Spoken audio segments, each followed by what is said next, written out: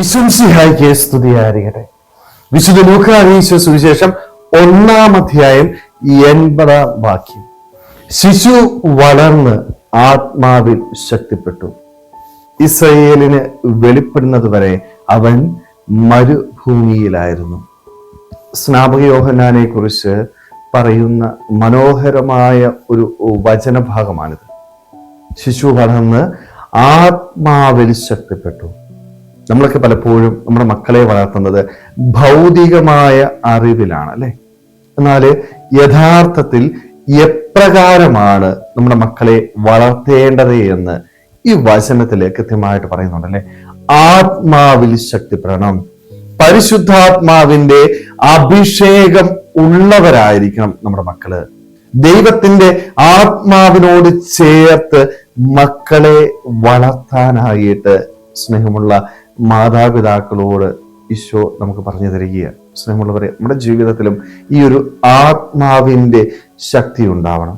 ഈ ആത്മാവിന്റെ ശക്തി എങ്ങനെയാണ് നമ്മുടെ ജീവിതത്തിൽ നേടിയെടുക്കാനായിട്ട് സാധിക്കുക? ഇത് നേടിയെടുക്കണമെങ്കിൽ ഞാൻ എന്ത് ചെയ്യണം? മരുഭൂമി അനുഭവം ഉണ്ടായിരിക്കണം, അല്ലെ? ഇസ്രായേലിന് വെളിപ്പെടുന്നത് വരെ ഈ സ്നാപക യോഹന്നാൻ എവിടെയായിരുന്നു? മരുഭൂമിയിലായിരുന്നു.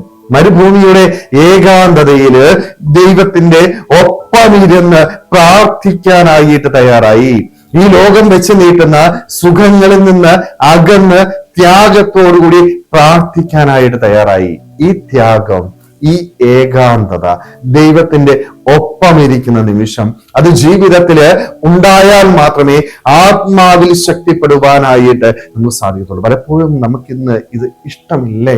ഏകാന്തതയില് ശാന്തമായിട്ട് ദൈവസന്നിധിയിൽ ഇരുന്ന് പ്രാർത്ഥിക്കാനായിട്ട് നമുക്ക് സാധിക്കുന്നില്ല. ബഹളങ്ങളുടെ ഇടയിലാണ് നമ്മൾ ജീവിക്കുന്നത്. നമുക്ക് ആഗ്രഹിക്കുന്നതും ഇതേ ബഹളങ്ങൾ തന്നെയാണ്. എപ്പോഴും ബഹളം വെച്ച് സന്തോഷത്തോടുകൂടി ഈ ലോക സുഖങ്ങൾക്ക് കീഴ്പ്പെട്ട് ജീവിക്കുവാനായിട്ട് ആഗ്രഹിക്കുന്ന വ്യക്തികളാണ് നമ്മൾ.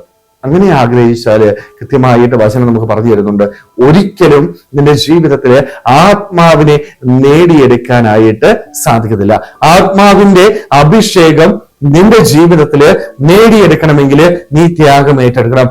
മരുഭൂമി അനുഭവം നിന്റെ ജീവിതത്തിൽ ഉണ്ടാവണം. ഈ ലോക സുഖങ്ങളിൽ നിന്ന് അകന്നു ജീവിക്കണം. ത്യാഗത്തോടുകൂടി ഏകാന്തതയില് ദൈവത്തിന്റെ ഒപ്പമിരിക്കാനായിട്ട് തയ്യാറാവണം. സ്നേഹമുള്ളവരെ, നമ്മുടെയൊക്കെ ജീവിതത്തില് നമുക്ക് ഈ ഒരു അനുഭവം എത്രമാത്രം നേടിയെടുക്കാനായിട്ട് സാധിച്ചു എന്ന് ആത്മശോധന ചെയ്യാനായിട്ട് പറ്റണം. അതുകൊണ്ട് സ്നാപക യോഹന്നാനെ പോലെ ആത്മാവിൽ നമുക്കും ശക്തിപ്പെടാം. ആത്മാവിന്റെ അഭിഷേകം നമ്മുടെ ജീവിതത്തിൽ നേടിയെടുക്കാം. അതിനായിട്ട് ഈ ഭൂമിയിലെ ലോകസുഖങ്ങളിൽ നിന്നകന്ന് ത്യാഗത്തോടുകൂടി മരുഭൂമി അനുഭവത്തോടുകൂടി ദൈവത്തിന്റെ ഒപ്പമായിരിക്കുവാനായിട്ട് ഏകാന്തതയിൽ ദൈവത്തിന്റെ ഒപ്പം ഇരുന്ന് പ്രാർത്ഥിച്ച് അവനിൽ നിന്ന് ശക്തി സ്വീകരിച്ച് ഈ ഭൂമിയിൽ അവനെ മറ്റുള്ളവർക്ക് പങ്കുവെച്ചു കൊടുക്കാനായിട്ട് നമുക്ക് ഓരോരുത്തർക്കും ആത്മാർത്ഥമായിട്ട് ആഗ്രഹിക്കേണ്ട ശ്രമിക്കാം. ദൈവം നമ്മളെല്ലാവരെയും സമൃദ്ധമായിട്ട് അനുഗ്രഹിക്കട്ടെ. ആമേൻ.